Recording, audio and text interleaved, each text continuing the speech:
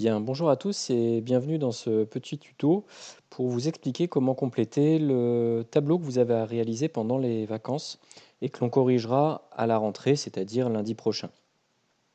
Alors, en fait, vous allez avoir dans ce tableau des exemples de déviance que l'on peut, enfin de comportements que l'on peut parfois considérer comme déviants en France, et vous avez à compléter pour chacun de ces comportements les cases qui se trouvent ensuite dans les 5 colonnes qui sont ici vides.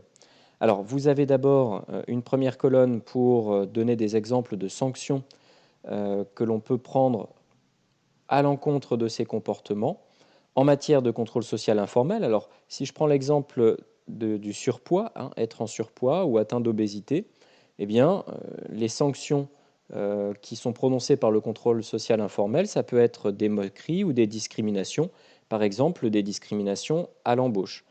Le contrôle social formel, quant à lui, ne prononce pas de sanctions à l'encontre des personnes qui sont en surpoids ou atteintes d'obésité, c'est-à-dire qu'il n'y a pas d'amende, il n'y a pas de peine de prison, hein, il n'y a pas donc de normes juridiques à l'encontre du surpoids ou de l'obésité.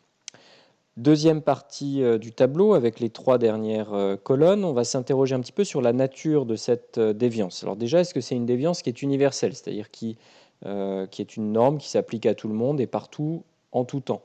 Eh bien, là, on peut dire que non. C'est-à-dire qu'il y a des groupes sociaux ou des civilisations dans lesquelles l'obésité, le surpoids peuvent être valorisés.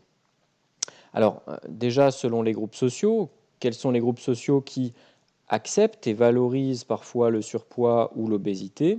Eh bien, on va constater ça en France, notamment dans des milieux défavorisés où finalement le surpoids, l'obésité n'est pas sanctionné ou n'est pas vu comme une déviance.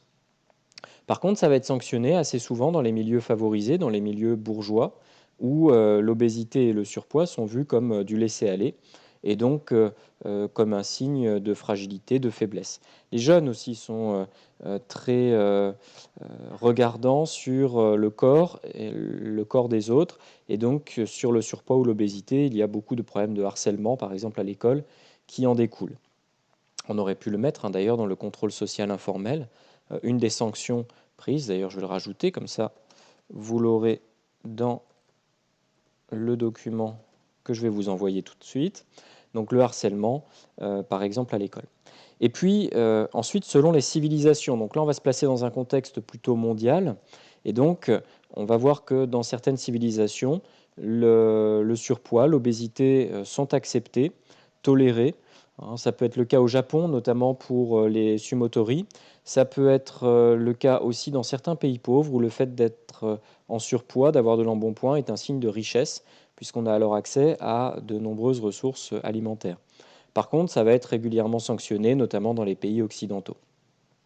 Bien voilà un petit peu, j'espère que vous avez compris comment compléter ce tableau. Et donc, il vous reste à faire maintenant les lignes qui suivent et qui ne sont pas complétées. Vous pouvez vous appuyer sur les 2 premiers exemples qui sont dans le document. Bon courage et bien à bientôt.